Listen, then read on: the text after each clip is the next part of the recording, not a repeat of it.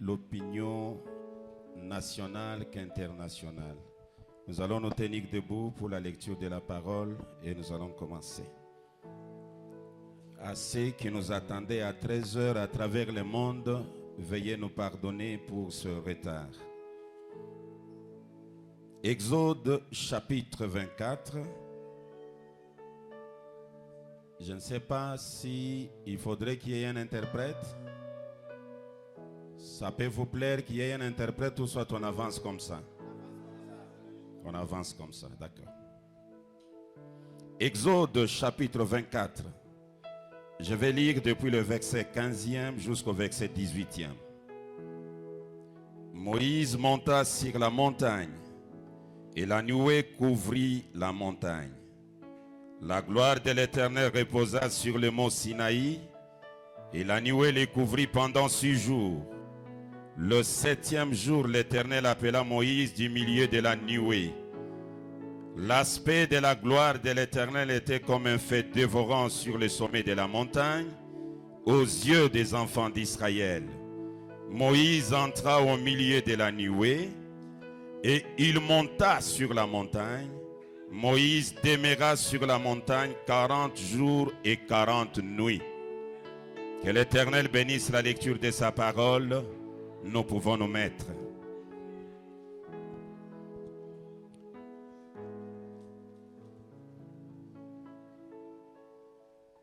Si on peut nous aider avec la ventilation. Je sens qu'il fait tellement chaud, mais ça va aller.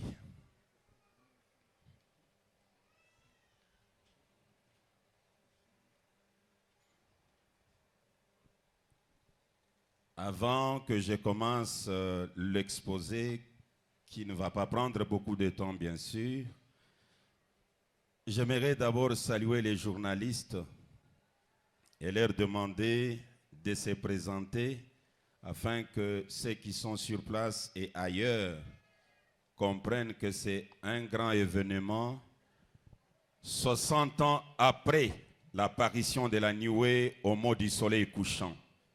Je pense que vous avez les micros, vous pouvez vous présenter vous-même avec vos plateformes.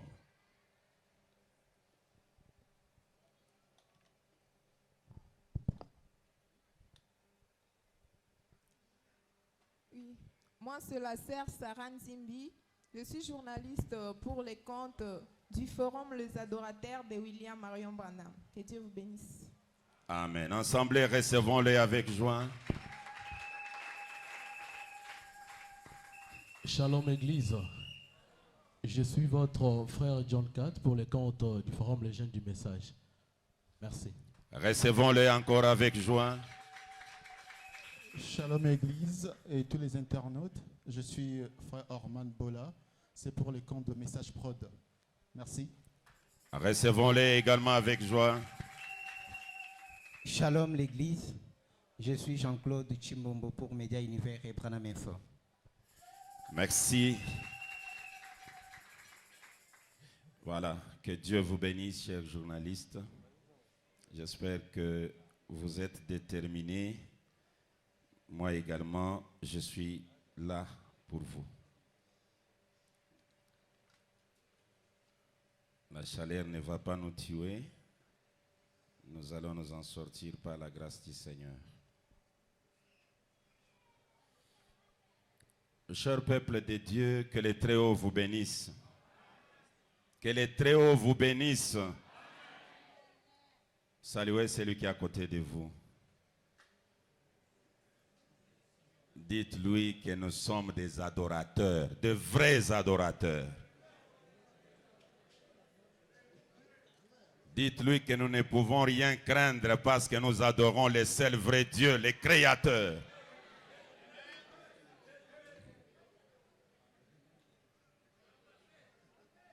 Je voudrais parler de ce grand événement pendant 1 heure du temps peut-être, ou plus ou moins. De ce grand événement qui s'est passé au mont du soleil couchant, à Tixon, au-dessus de Flagstaff.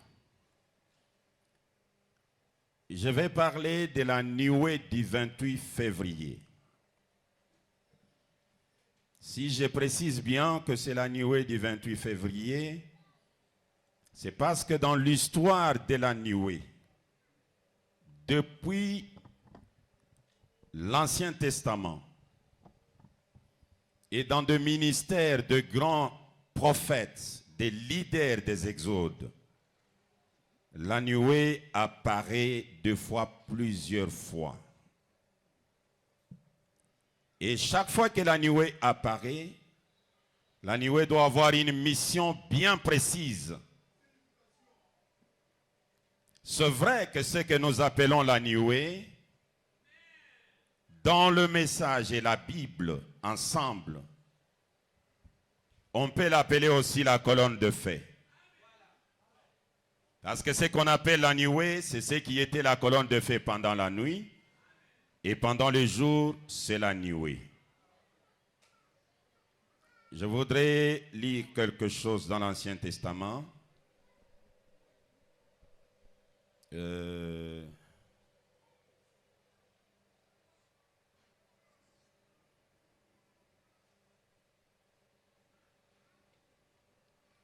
Je suis dans Nombre chapitre 14, le verset 14. Et ils diront aux habitants de ce pays, ils savaient que toi l'Éternel, tu es au milieu de ce peuple, que tu apparais visiblement, toi l'Éternel, que ta nuée se tient sur lui, que tu marches devant lui les jours dans une colonne de nuée et la nuit dans une colonne de feu. Je vais prendre Exode chapitre 13. L'Éternel alla devant eux le jour dans une colonne de nuée pour les guider dans leur marche et la nuit dans une colonne de feu pour les éclairer. C'est la même chose. La nuée abrite les gens contre la chaleur et autres choses que nous allons voir, tandis que la colonne de feu éclaire le chemin lorsqu'il y a les ténèbres. Mais c'est la même chose. C'est ainsi qu'à la naissance de Branham, on peut appeler ce qui était arrivé là la nuée. On peut l'appeler la colonne de feu. C'est la même chose. À la rivière Oyo, on peut appeler ce qui était arrivé la nuée et on peut appeler encore cela la colonne de feu. C'est la même chose. En 1963, à Tucson, ce qui était arrivé, on l'appelle la nuée, on peut l'appeler aussi la colonne de feu. En 1965, lorsque la révélation du mariage et du divorce est arrivée, on l'appelle la nuée et on peut l'appeler aussi la colonne de feu. Mais à chaque arrivée, la nuée ou la colonne de feu a une mission bien précise.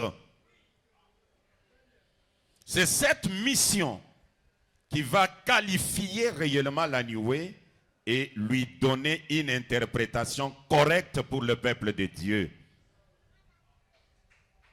La nuée est très importante. D'abord la nuée de 1963. Cette nuée-là, c'est le carrefour de beaucoup de promesses. Ça renferme beaucoup de promesses à l'intérieur. Mais nous n'allons pas aller dans toutes ces promesses. On va essayer un peu de cibler quelque chose qui va nous aider à atteindre le but au plus vite que possible. La première chose qu'on doit noter avant l'arrivée de la nuée, que ce soit dans le ministère de Moïse, que ce soit dans le ministère de Jésus, que ce soit dans le ministère de Branham, presque tous on est pareil. On peut dire Jésus était un homme ordinaire. On peut dire Branham était un homme ordinaire. On peut dire Moïse était un homme ordinaire avant la venue de la nuée. Quand la nuée vient, ça marque une différence. C'est ce que l'Église à travers le monde entier devrait noter et devrait savoir. Avant l'arrivée de la nuée, Moïse était comme tout le monde. Malgré de grands miracles, malgré de grands signes et des prodiges. Même chose avec Jésus. Même avec Branham, avant l'arrivée de la nuée, ses disciples étaient remplis de doutes. Aujourd'hui, ils essaient de croire. Demain, ils doutent. Mais quand la nuée arrive, ça marque la différence. Je commence à lire. Je ne suis pas habitué à beaucoup interpréter ou beaucoup parler.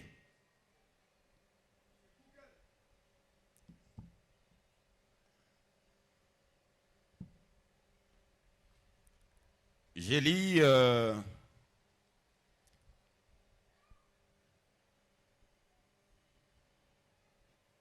je suis dans Exode.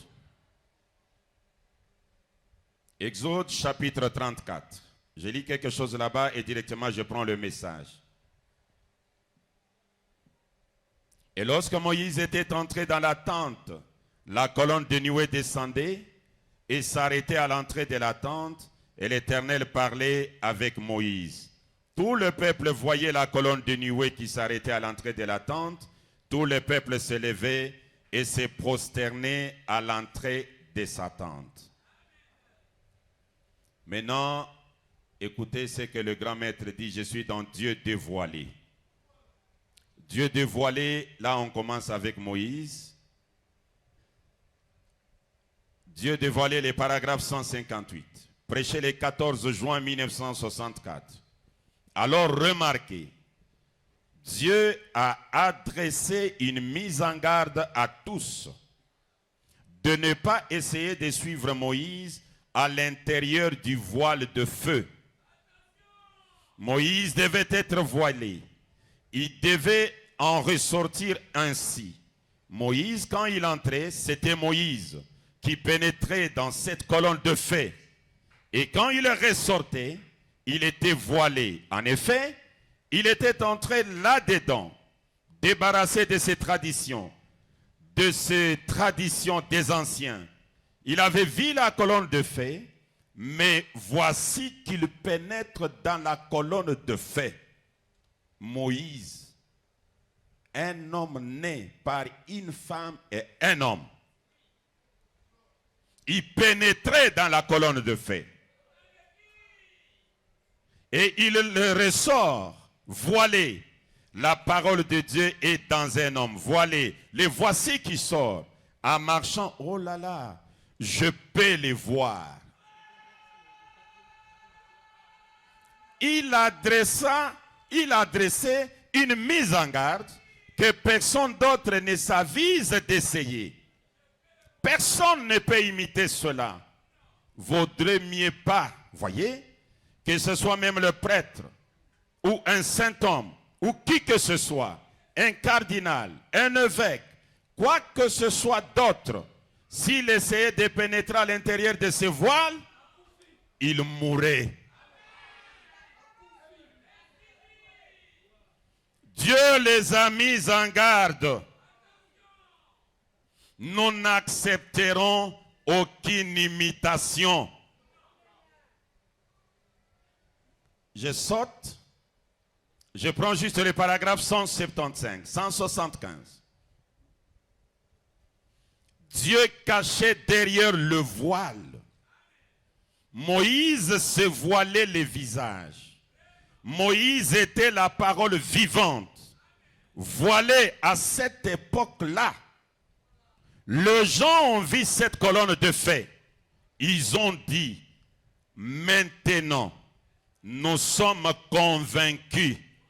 Voyez que Moïse parle. Voyez que Dieu ne parle pas de peur que nous mourions.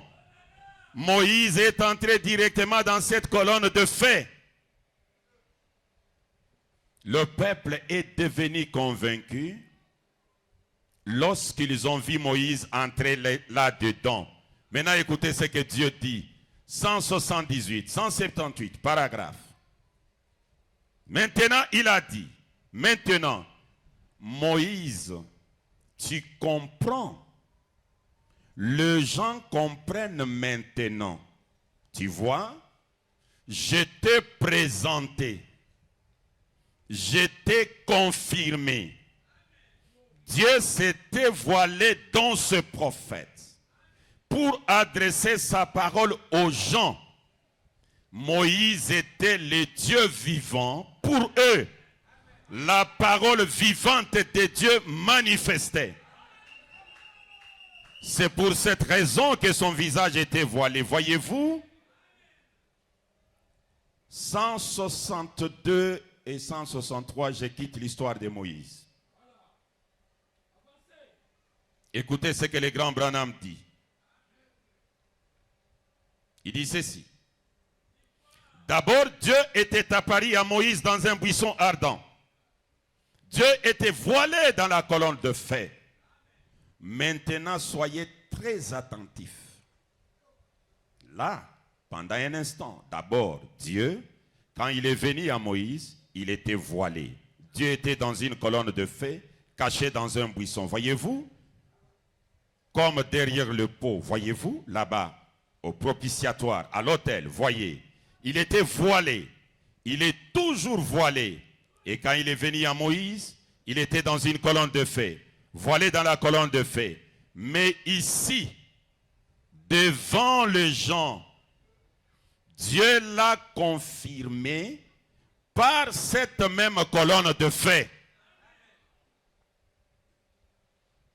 Sur le mont Sinaï. Maintenant, regardez bien. Est-ce que vous comprenez? L'Assemblée dit Amen. Est-ce que vous laissez votre pensée aller très loin? Pouvez-vous que celui qui a des oreilles entende? Quand Dieu est apparu à Moïse, c'était dans une colonne de feu. Quand il est apparu à son ministère, Moïse est venu le dire aux gens. Ils ne pouvaient pas les croire. Et pourtant, il avait fait le miracle et tout. Mais cette fois-ci, c'est visiblement, scientifiquement, qu'il est apparu et qu'il a confirmé le ministère de Moïse. Visiblement et scientifiquement.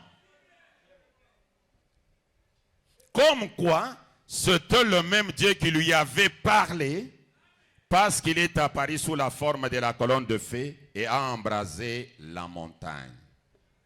Il était venu à Moïse dans un buisson, il lui avait parlé. Je pense que l'Assemblée, vous avez compris. Peu importe les grands miracles que Moïse faisait, la confirmation sur la montagne, c'était la chose qu'il fallait pour Moïse. Et quand cela est arrivé, la différence était établie. Ok. Il y avait une nette différence maintenant. Moïse n'était plus comme tout le monde. Moïse était devenu, écoutez-les. Le nom de Moïse, c'était devenu le nom de Dieu lui-même. Cela a confirmé ce que Dieu lui avait dit. Si on te demande qui t'a envoyé, dites je suis. Et quand Moïse disait je suis, je ne sais pas si je suis était ailleurs, si je suis c'est lui-même.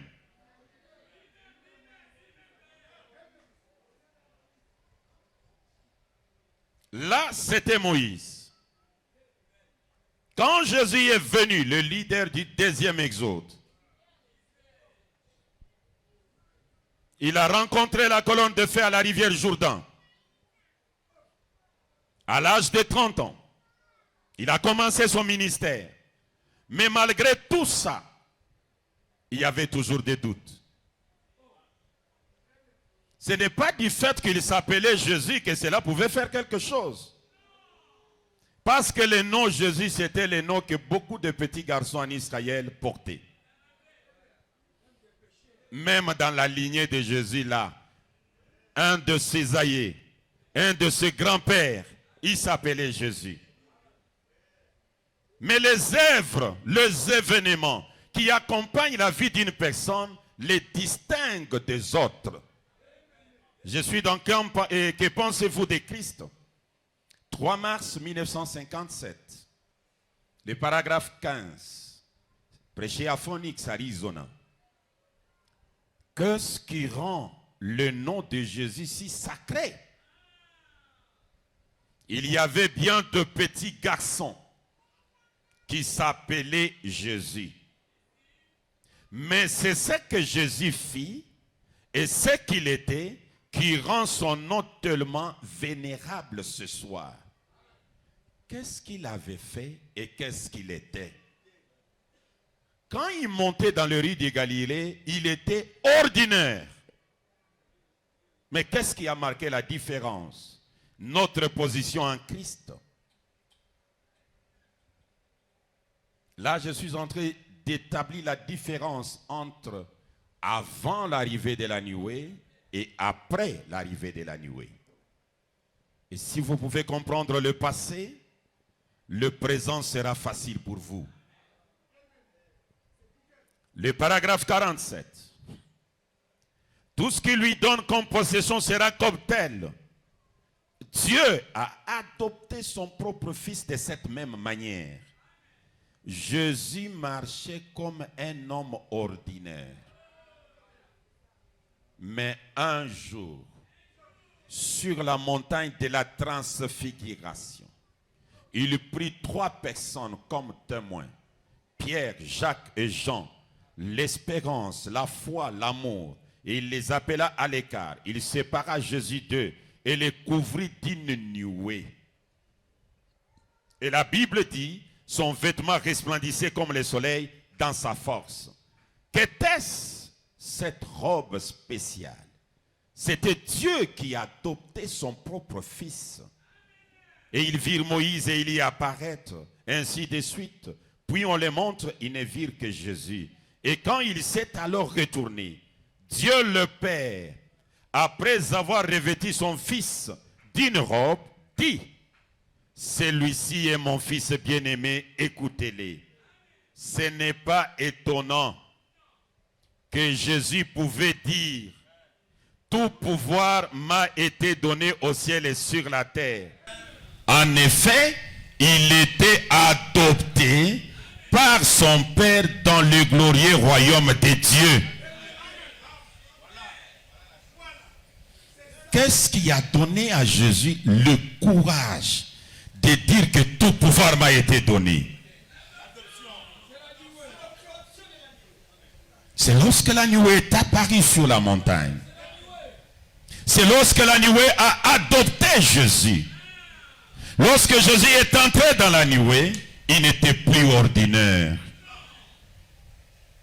Mais quand on revoit la nuée sur la montagne du soleil couchant,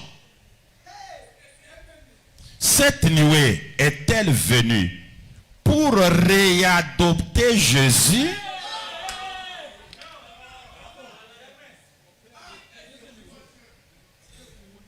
Ou est-ce qu'on peut adopter un seul fils 2 fois dans le même royaume?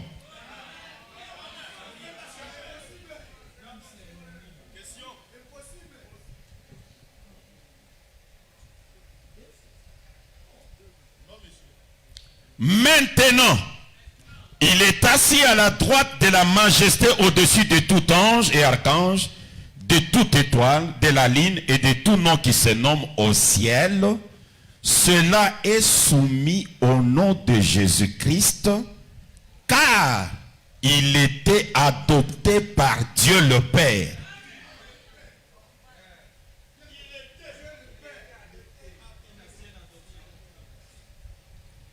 Tout est soumis au nom de Jésus, parce que Jésus était adopté dans Matthieu 17.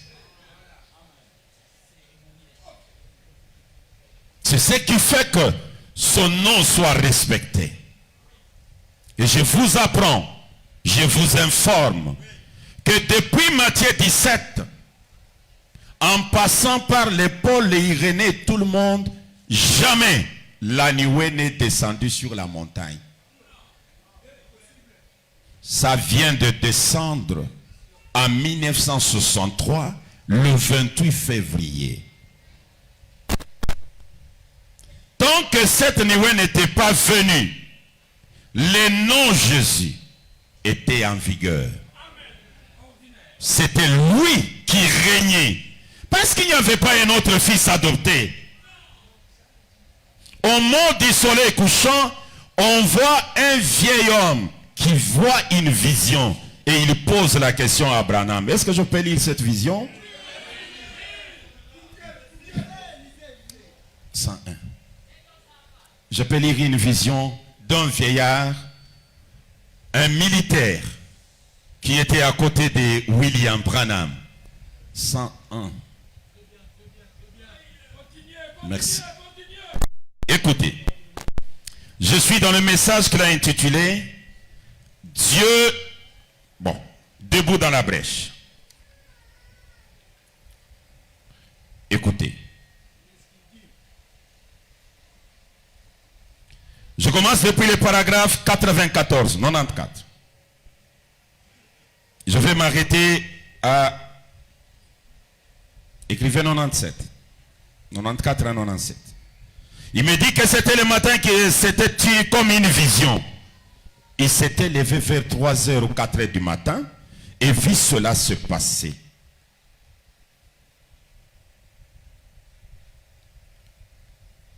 Il vit cela se passer. Il me dit qu'il s'est mis à crier pendant longtemps, des jours durant, lui semble-t-il. Frère Bill revient. Roy et moi sommes de vrais frères. Nous vivons ensemble. Nous chassons ensemble comme des frères. Il m'appela en criant et en perdant la voix. Reviens, ramenez-le, ramenez-le. Et voici qu'un nuage s'approcha et me plaça à la tête de la table. Mais j'avais changé. Pour le frère Roy, c'était un mystère de me voir changer et d'avoir un aspect différent. J'ai noté cela pour que je me rappelle quelque chose.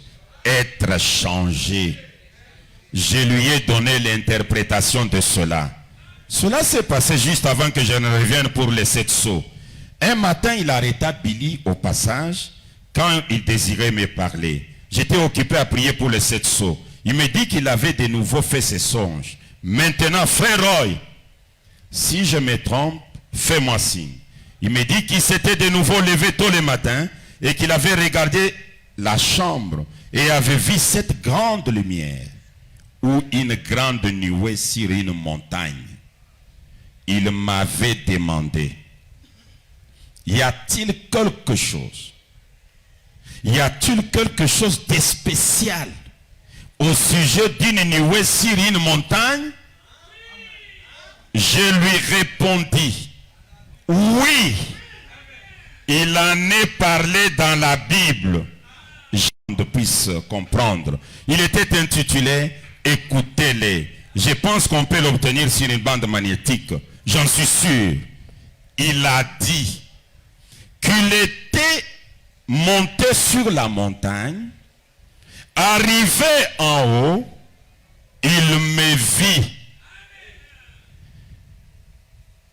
Et une voix sortit de la nuée.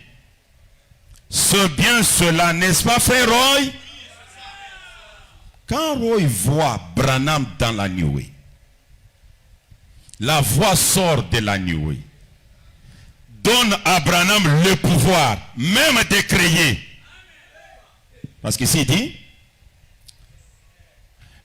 il a dit qu'il était monté sur la montagne.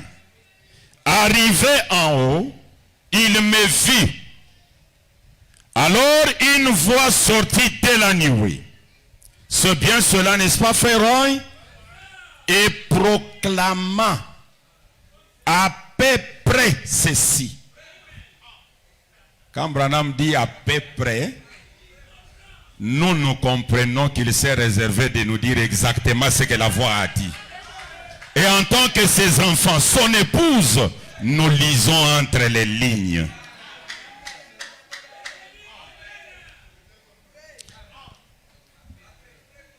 C'est bien cela, n'est-ce pas, frère Roy?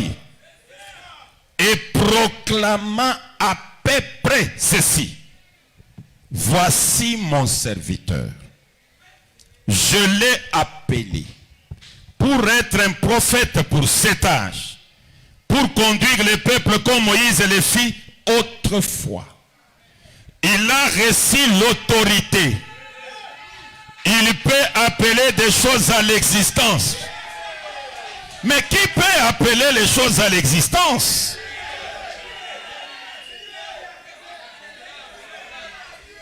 Dans toute l'histoire de l'humanité, il n'y a que le seul créateur qui créa dans la Genèse, à part lui, que ce soit Moïse, il devait prendre du sable pour transformer.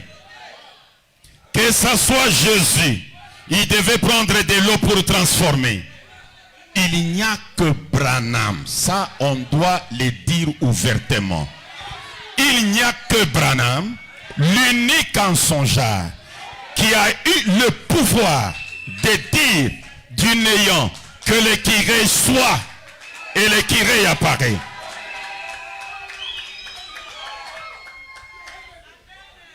Et proclamant à peu près ceci.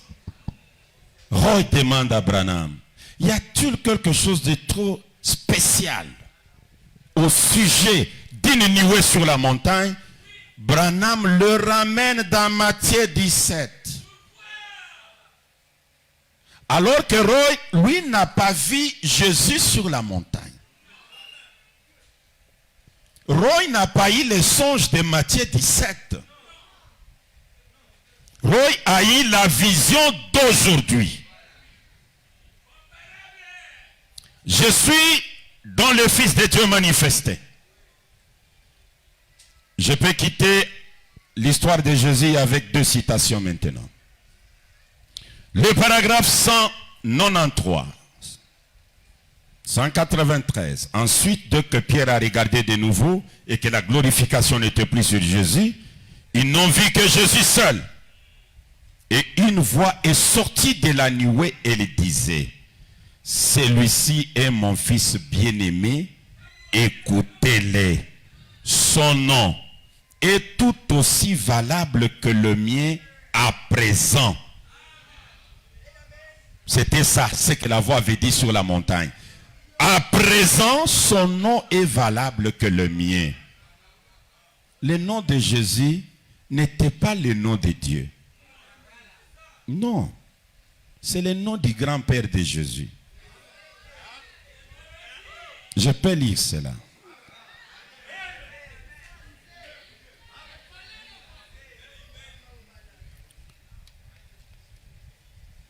Et des fois, vous lisez les prophètes qui vous disent, Dieu a pris un nom humain. Mais quand on dit un nom humain, vous comprenez quoi?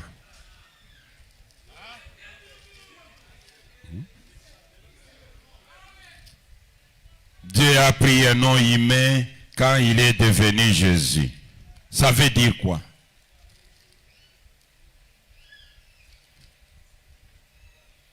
Écoutez ce qu'il dit.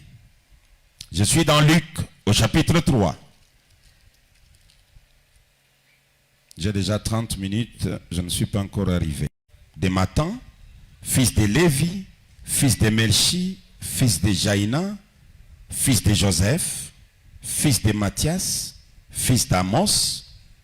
Je suis déjà au paragraphe ou au verset 27.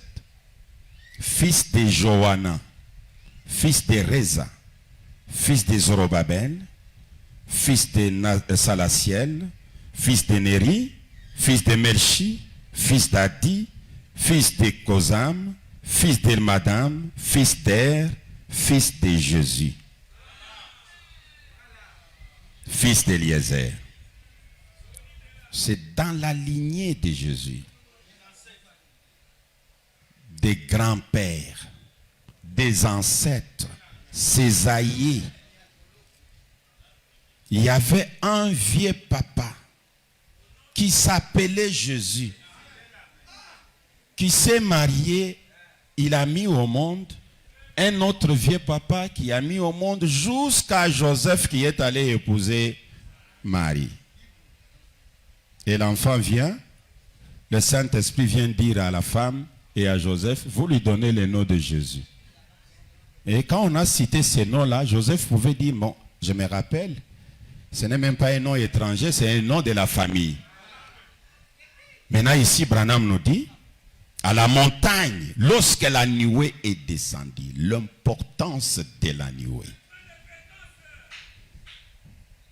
Ils n'ont vu que Jésus seul, et une voix est sortie de la nuée. Elle disait, celui-ci est mon fils bien-aimé, écoutez-le. Son nom est tout aussi valable que le mien à présent. Branham nous dit, Dieu a dit, écoutez-le, son nom est tout aussi valable que le mien. Le nom de Dieu, c'est quel nom? Parce que celui de Jésus devient valable que le nom de Dieu. La nuée. Quand la nuée vient, les événements changent. Je lis cette déclaration et nous quittons l'histoire de Jésus pour aller à aujourd'hui. Écoutez-les, 13 mars 1960. Alors le père peut dire, je suis vraiment fier de ce fils. Savez-vous ce qui arrive lorsqu'il reçoit son éducation, sa formation? Pourtant, il ne peut pas exercer toute l'autorité. 36. Il ne l'a pas encore fait. Il est toujours un fils, mais il n'a pas été placé. Il n'a pas été adopté. Maintenant, vous prédicateurs, savez où j'en viens? Au placement d'un fils. Maintenant, si ce fils s'est avéré être le genre de fils souhaité, qu'il aime les affaires de son père et garde exactement ses instructions, alors le père ainsi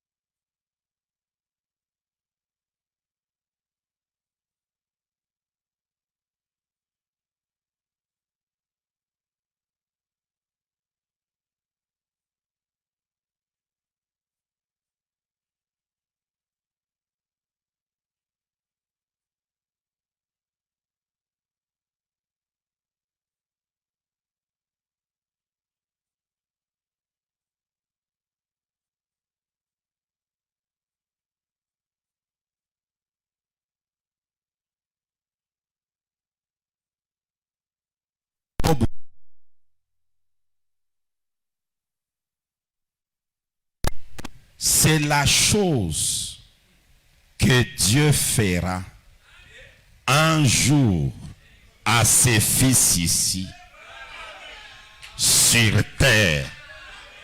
Il vous appellera à l'écart.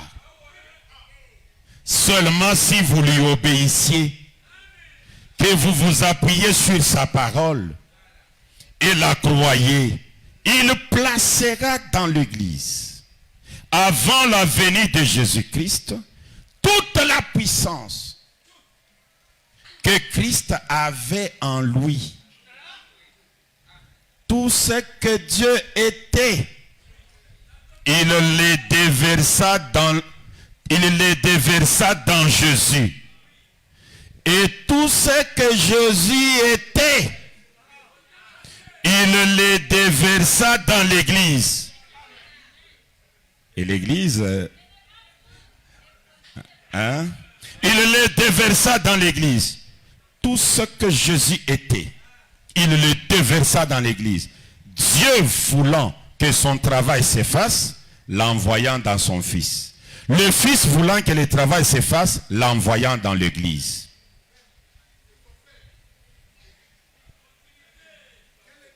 On arrive aujourd'hui. J'achève la citation. En ce jour-là, vous connaîtrez que je suis en mon Père, que le Père est à moi, et que je suis en vous, et que vous êtes en moi. En ce jour-là, parce que la même puissance de Dieu qui était en Jéhovah, Dieu, reposa en Jésus-Christ, la même puissance qui reposa en Jésus-Christ, repose dans le Fils placé dans le corps de Christ.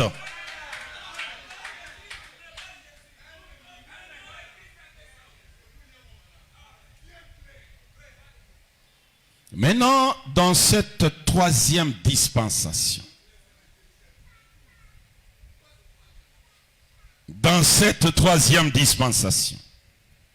l'arrivée de la nuée, il y a toujours la même chose qui se répète. D'ailleurs, on attendait l'adoption, ça vous le savez. Paul dit, Romains chapitre 8, 22, 23.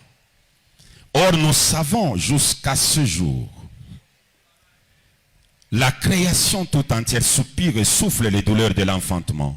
Et ce n'est pas elle seulement, mais nous aussi, qui avons le prémisse de l'esprit, nous aussi nous soupirons en nous-mêmes, en attendant l'adoption, la rédemption de notre corps. Paul savait que l'adoption de Jésus n'était pas la dernière.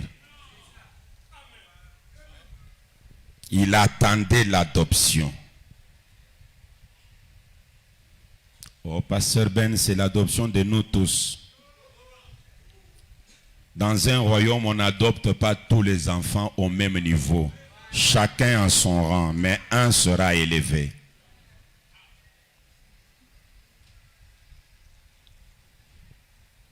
Écoutez, je suis dans l'alliance de la grâce d'Abraham. Paragraphe 56. Prêché le 17 mars 1961. Là, je ne vais pas beaucoup parler, je vais juste lire 2 ou 3 écritures pour que je marque un autre pas. Parce que jusque-là, je suis que dans l'importance de la venue de la nuée. La nuée marque un changement. La nuée fait que celui qui était un ami soit élevé au-dessus de nous. Et nous, on commence à les regarder comme ça et on tombe à genoux. Dieu a, paragraphe 56. Dieu a fait la même chose pour Jésus sur la montagne de la transfiguration. Qu'a-t-il fait? L'a couvert d'une ombre, l'a placé bien en vue dans un lieu public et a pris 3 témoins, Pierre, Jacques, Jean. Il a amené 2 témoins du ciel pour montrer. 3 constituent un témoignage. Et lorsque il l'a couvert d'une ombre et son vêtement, sa belle robe devint lui, l'état glorifié, a resplendi comme le soleil lorsqu'il brille dans sa force. Est-ce vrai? Et une voix vint du ciel et dit, celui-ci est mon fils bien-aimé, écoutez-le. Amen. Je l'ai placé dans sa position. C'est mon fils. je soutiendrai ce qu'il dit. Il a observé ma parole. Il a combattu à travers toutes ces dénominations et tout le reste. Et il a gardé la foi. Il n'a pas mâché les mots. Il a été fidèle.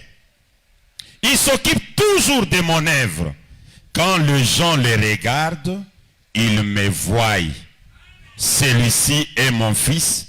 Écoutez-les. Est-ce à lui seul qu'il a promis cela? Branham répond non. Au travers de lui est venue la postérité d'Abraham par la même chose. Donc l'adoption n'était pas seulement pour Jésus.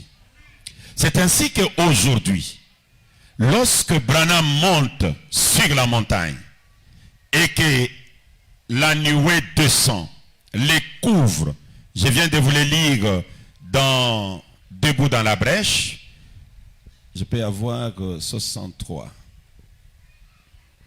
S'il n'y en a pas, je peux prendre dans la voix de Dieu, celui qui est en vous. Celui qui est en vous est plus grand que celui qui est dans le monde. Je prends le paragraphe 68. Écoutez ce que le grand Branham déclare. Quand on voit cet événement, ça marque un changement. Écoutez. Paragraphe 68. Celui qui est en vous. Il n'y a pas longtemps, beaucoup sont au courant de la vision qu'a eu frère Roy, avant même que j'aille là-bas, où il m'a vu debout sur la montagne, là, dans cette lumière. Et une voix est sortie de moi. Cela a enlevé tout doute à frère Roy. Si il y a des gens qui continuent à douter, nous pouvons les comprendre.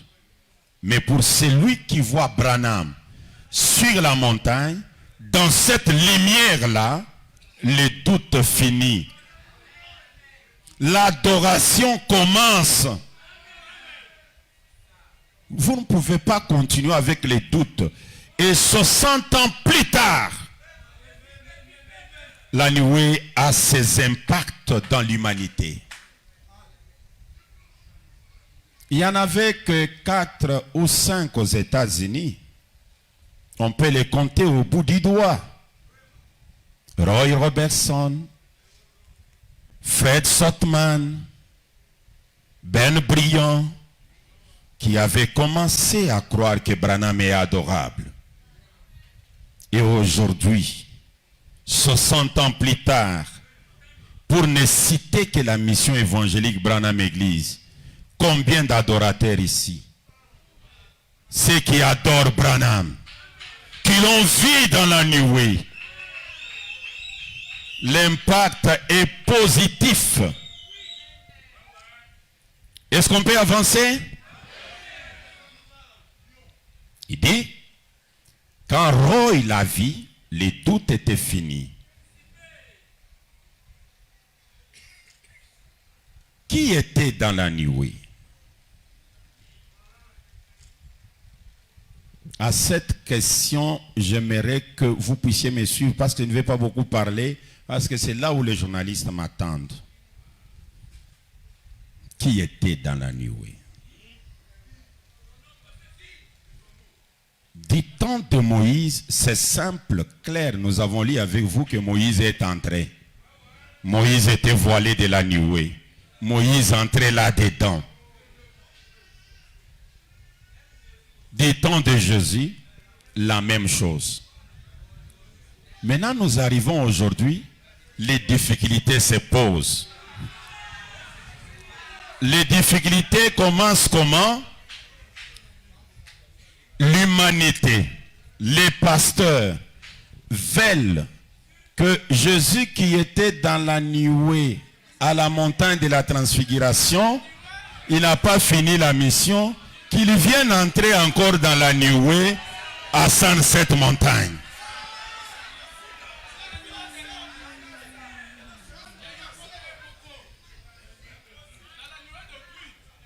Mais qui était dans la nuée au juste?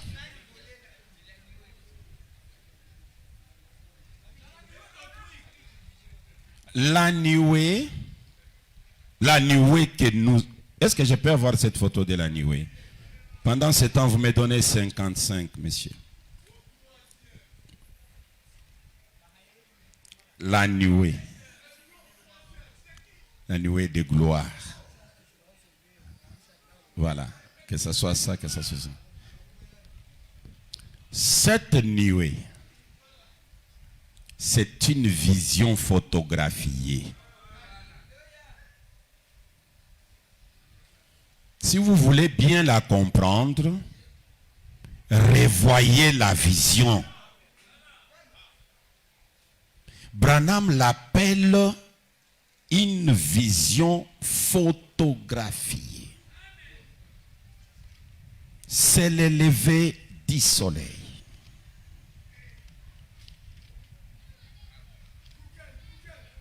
Le paragraphe 8. Le prophète dit ceci. Comme je sais que notre temps est limité, ici, surtout pour ceux de nos amis qui sont à l'écoute par les moyens du téléphone, j'aimerais attirer votre attention ce matin sur une photo qui a été prise il y a quelque temps par un appareil photo d'une vision que j'ai eue ici au tabernacle. Une vision. J'aimerais attirer votre attention ce matin sur une photo qui a été prise il y a quelque temps par un appareil photo d'une vision que j'ai eue ici au tabernacle, où il était question de quitter l'Indiana pour aller en Arizona, où j'allais rencontrer sous la forme d'une pyramide 7 anges.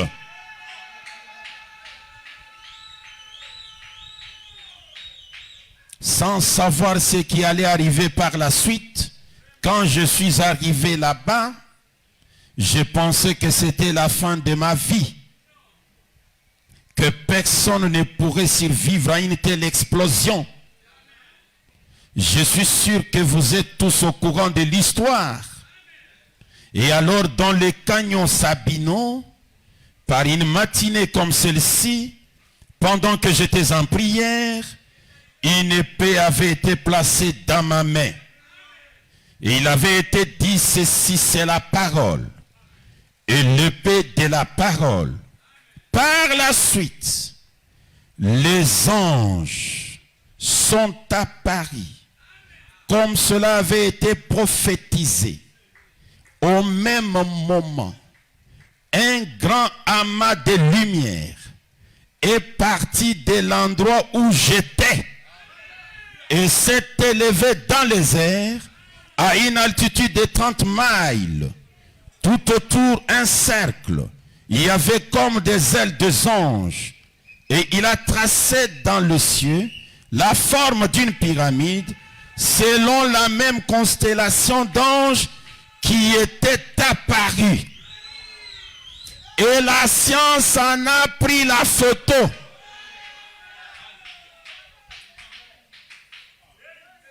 D'où venait la nuée de Branham? Branham dit de l'endroit où j'étais.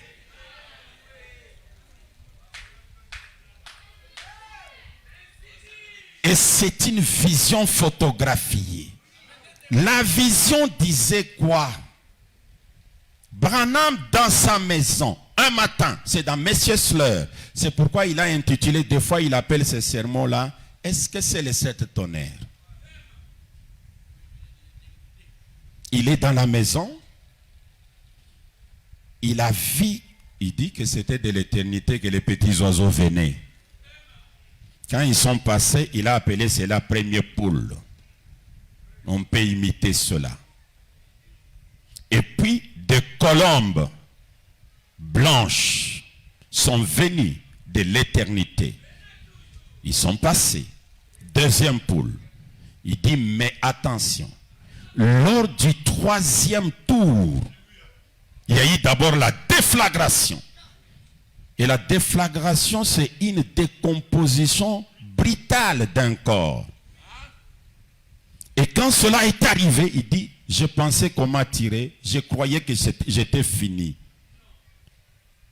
J'ai été élevé et enlevé dans la constellation des anges. Je suis entré dedans. J'ai commencé à penser que c'est ma fin, c'est ma mort. Mais je pouvais entendre Joseph qui m'appelait. J'ai dit, si c'était ma mort, Joseph, je n'allais pas entendre la voix de Joseph. Il s'est dit, mais c'est quoi?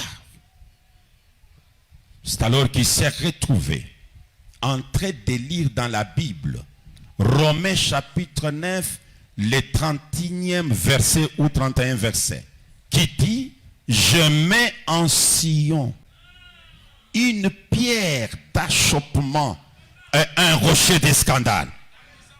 C'est lui qui croira dans cette pierre ne sera pas confus. Il sera sauvé. On me prend, on me met à l'intérieur des anges. Je cherche l'interprétation, c'est une pierre placée en Sion. Quelle pierre? Pierre de scandale. Et Branham dit, vous voyez cette vision-là, hein?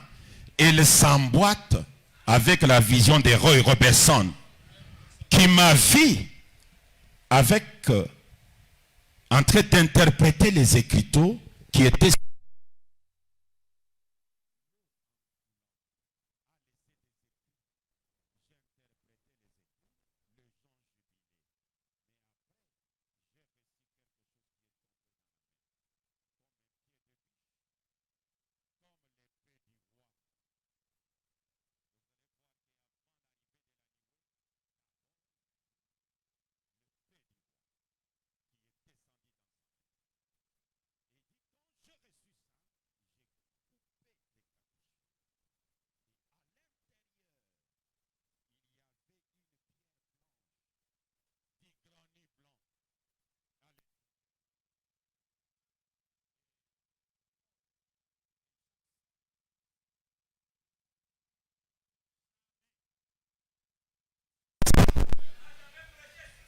et il dit, hein, je vais aller à l'ouest pour aller prendre l'interprétation de cette pierre qui est à l'intérieur des anges. Maintenant, il arrive ici, il dit,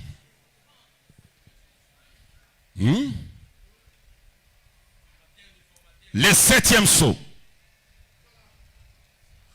Il est déjà revenu de Tucson. Il est en train d'enseigner. Il prend maintenant et la vision, et l'accomplissement, et le songe. Il fusionne. Écoutez ce qu'il dit. Paragraphe 406. Et vous vous souvenez, c'est à l'intérieur de la pyramide que se trouvait le mystérieux roc blanc qui n'avait rien d'écrit dessus. Et les anges m'ont fait entrer dans la pyramide qu'eux-mêmes formaient. Les mystères de Dieu qui ne sont connus qu'à eux.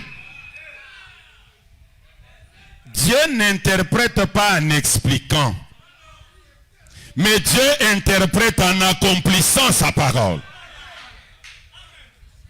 La montagne avait une pierre blanche à l'intérieur. La pierre là, c'est quoi? Les anges viennent. Ils soulèvent Branham, le met à l'intérieur. Et l'interprétation, Branham se retrouve à Sunset, à Tucson. La déflagration arrive. Il dit, je ressemblais même à un sanglier. Je croyais que quelqu'un m'a tiré parce que j'étais en chapeau noir. Mais je me suis retrouvé que les anges, donnez-moi les 7e sceaux, les livres des sceaux, je peux lire directement. Les anges, c'est 122. Celui qui a un livre des sceaux, donnez-moi. D'accord. Écoutez. Je suis dans le 7e sceau. Suivez très bien comment Branham interprète ces choses.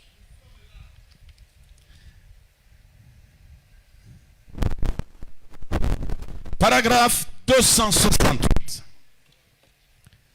Écoutez ce qu'il dit. Maintenant, avez-vous remarqué la partie mystérieuse de cette semaine? Voilà ce que c'est. Voilà ce que c'était. Ce n'était pas un être humain, un homme. C'était les anges du Seigneur. Remarquez, il y a 3 témoins. Des témoins assis ici. Il y a une semaine, un peu plus d'une semaine, j'étais dans les montagnes, très loin, jusqu'au Mexique. Avec 2 frères qui sont assis ici, j'arrachais des gratterons ou des gratterons du désert sur ma jambe de pantalon. Et il y a eu une telle déflagration qu'on aurait presque dit que les montagnes allaient s'écrouler. Or, c'est vrai ça. Je n'en ai pas parlé à mes frères, mais ils ont remarqué un changement. La chose change les choses. Ils ont remarqué un changement. 271. J'étais dans l'ouest. Les anges se dirigeaient vers l'est. Et quand ils sont passés, j'ai été élevé avec eux.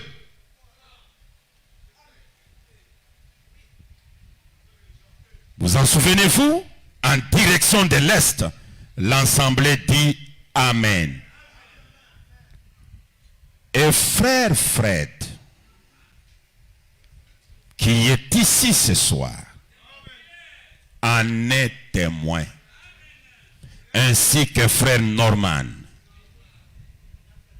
En s'en allant, j'ai presque supplié cet homme de rester pour attraper son gibier. Pas vrai? Frère Sotman dit Amen. Oui, il est là debout là-bas.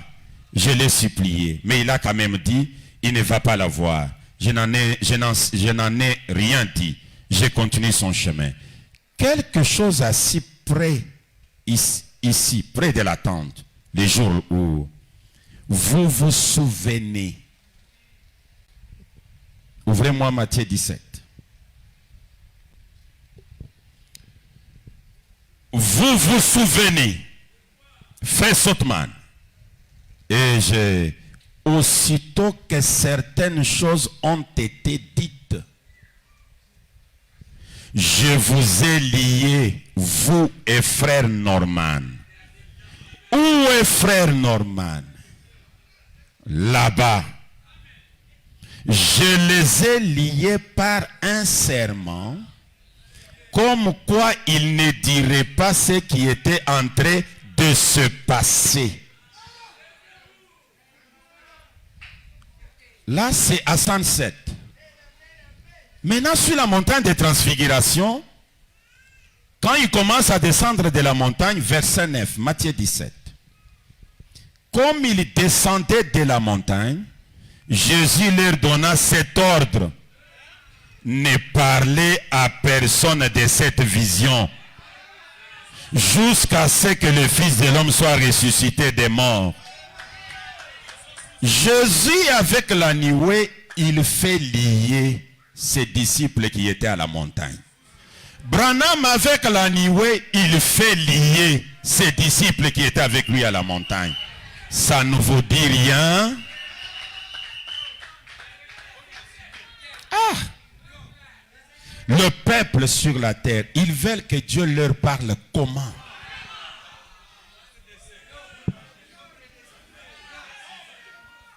Écoutez.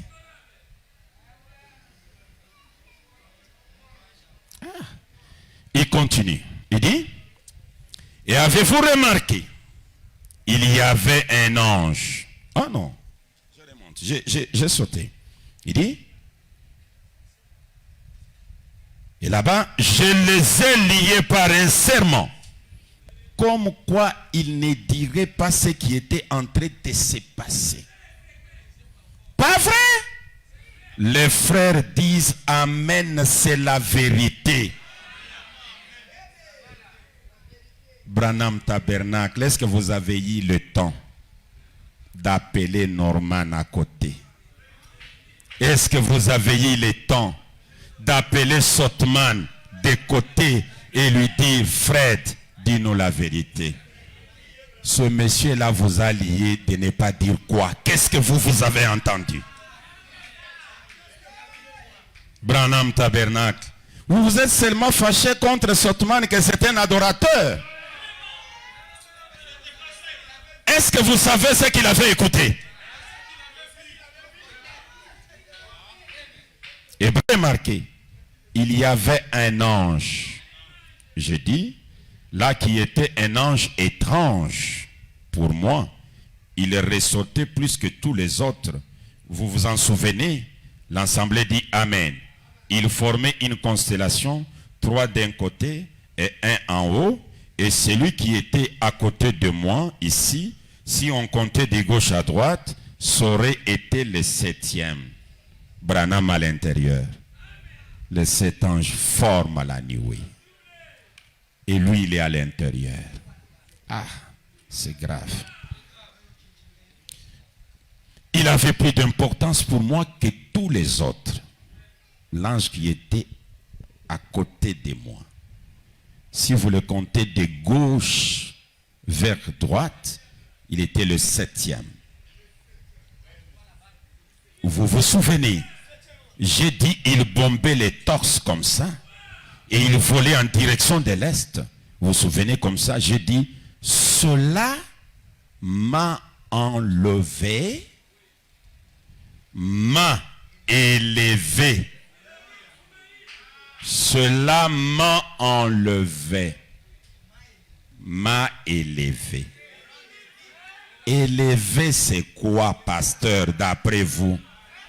Enlevé, vous pouvez nous dire, non, il s'est retrouvé par les tourbillons, ça l'a pris, il est monté. Correct, maintenant élevé. Élevé, ça veut dire quoi? Parce que ça m'a enlevé, m'a élevé. Alors, si il est élevé, il est comme vous. S'il est enlevé, enlevé, y a-t-il une promesse de l'enlèvement? Et lui, il est qui pour qu'il soit enlevé? C'est lui l'église qu'on devait venir enlever? Les messages profonds. Le message est très profond. Ce sont des antichrists modernes. Ceux qui essayent de s'égaler avec William Branham, qui qu'il soit, c'est un antichrist.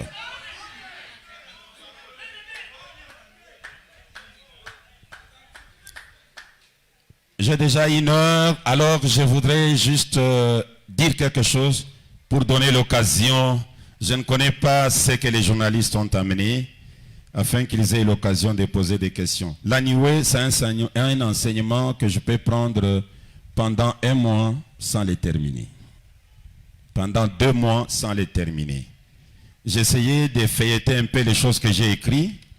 Je me suis rendu compte que sur le même sermon de l'annué, presque chaque année, j'écris un nouveau livre là-dessus et c'est différent de l'autre que j'avais écrit l'autre année. Donc c'est trop, c'est profond à réflexion. La montagne elle-même, elle est appelée la montagne de la transfiguration. Je sais que si vous allez dans les dictionnaires, on va vous dire transfigurer c'est quoi? Et Branham l'a interprété que Jésus, la figure avait changé. Regardez. Jésus est entré dans la nuée. La figure de Jésus change. Heureusement pour Pierre, la science était en retard. La même figure. Je peux lire ça? Pour que ça nous aide à donner cette matière à réflexion. 241 visions de Patmos.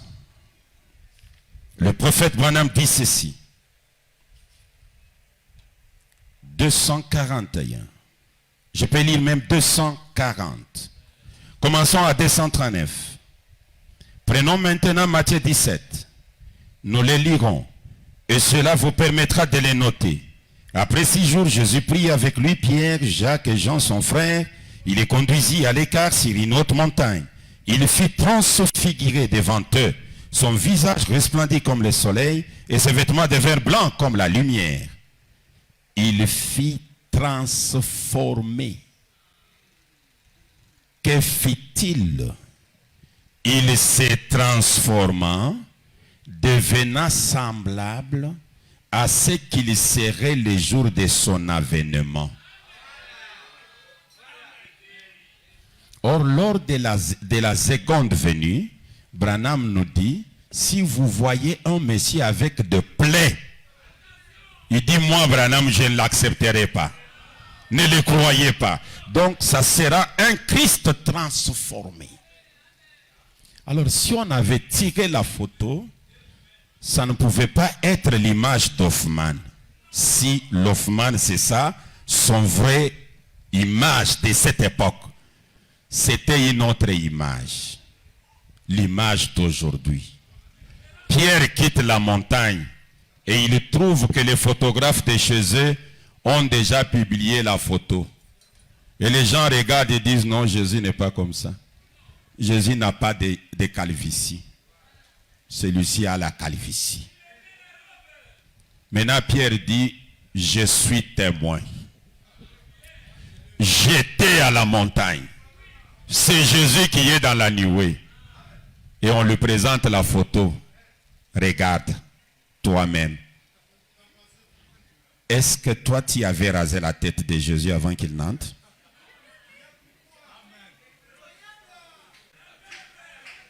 Est-ce que tu avais rasé sa tête? Pierre allait souffrir. La souffrance que Pierre allait avoir, c'est la souffrance que Ben a aujourd'hui. Et pourtant, Branham vous a dit d'une manière simple. Il dit ceci, quand Roy l'avait dit, et voici qu'un nuage s'approcha et me plaça à la tête de la table, mais j'avais changé. Pour le frère Roy, c'était un mystère de me voir changer et d'avoir un aspect différent. Quand on entre dans la nuée, on change. Mais c'est la même personne. Mais vous la regardez, vous ne la reconnaissez pas. Mais pasteur Ben, frère Branham a insisté disant que Jésus est dans la nuée. Deuxième difficulté. Et je termine par là. Était là. Élie était là. Jésus était là. Et qui était dans la nuée? Quel rôle Moïse jouait là-bas? Quel rôle Élie jouait là-bas? Et quel rôle Jésus jouait là-bas?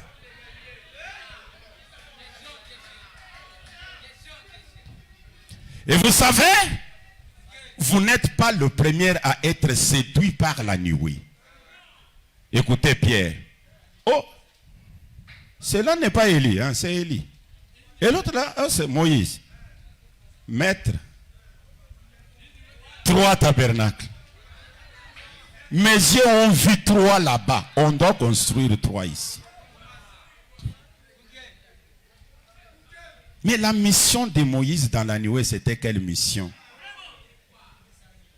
Branham dit, quand Jésus est venu, 95. Je lis juste ça. 95, merci. Suivi de 43. Écoutez. Je suis dans le message que le grand Branham a intitulé l'Éden de Satan. L'Éden de Satan. Là, trouvez-moi, il y a ici un homme qui peut allumer la lumière. Mais trouvez paragraphe 119 et 120. Donc, était installé dans ce groupe de docteurs juifs, de rabbins et de sacrificateurs. Je relis. Satan n'était pas dans des boîtes de nuit. Là, il avait envoyé ses petits démons. Mais voici l'endroit où il était. Regardez.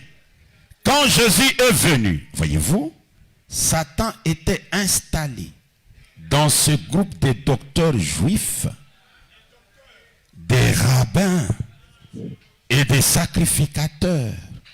Il essayait de leur dire qu'il fallait observer la loi de Moïse. Quand Jésus est venu, Satan prêchait. Mais il prêchait Moïse.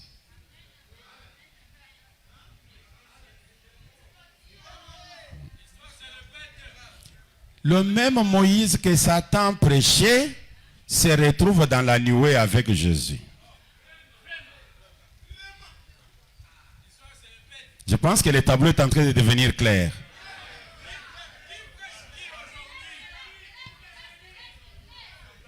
Satan installé dans des groupes de docteurs juifs, des rabbins et des sacrificateurs.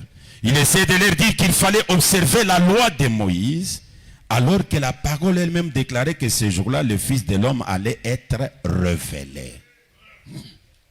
Satan, prédicateur du passé.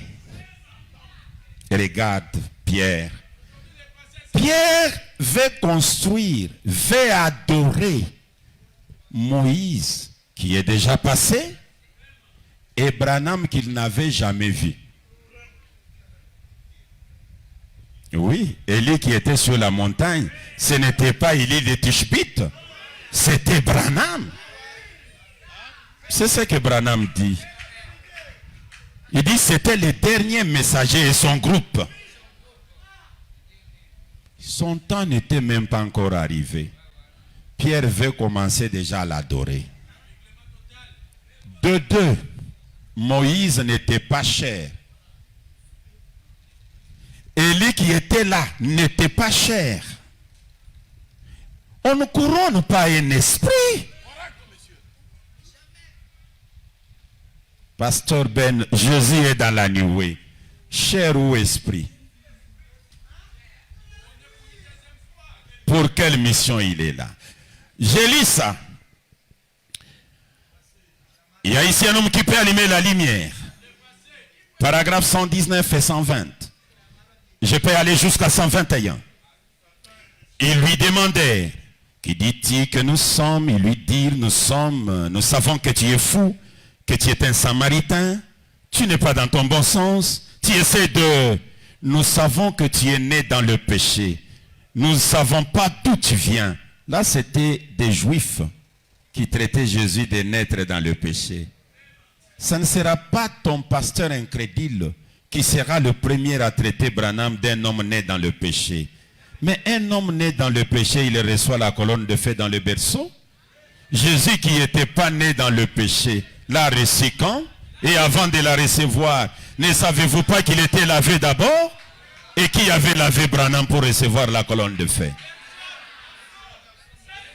Mais à cette époque, il disait, nous n'avons pas ta carte de membre dans nos groupes. Tu es fou, tu es un démon. Tu as un démon, voyez-vous? Tu n'es pas dans ton bon sens. Pourtant, il était réellement la lumière authentique véritable de Dieu qui brillait. Mais le reflet les avait aveuglés. Nous avons pour guide Moïse. Vous avez vu les reflets? C'est Moïse qui les a aveuglés. Nous avons pour guide. La nuée a les mêmes habitudes.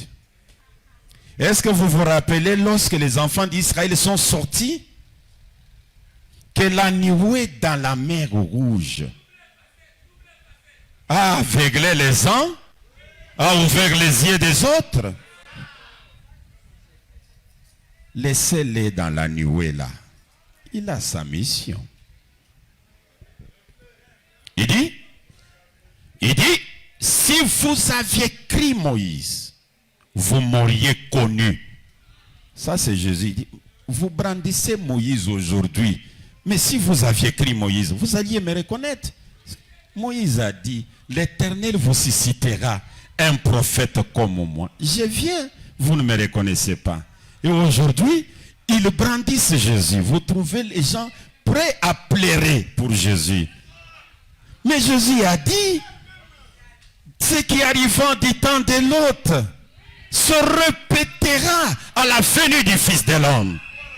Jésus a posé la question, quand le Fils de l'homme viendra, trouvera-t-il la foi sur la terre? Et le papa de Billy Paul dit, aujourd'hui, il se fonde sur Jésus pour rejeter le Saint-Esprit. Écoutez, je termine la lecture ici. Il dit, si vous aviez écrit Moïse, vous m'auriez connu. Et Branham ajoute, si vous croyez Jésus et la Bible, vous reconnaîtriez l'ère dans laquelle vous vivez. Il ajoute, aujourd'hui, ils disent, nous sommes chrétiens. Si vous l'étiez, vous reconnaîtrez les actes de Christ pour ce jour. Là, Branham était vraiment presque fâché.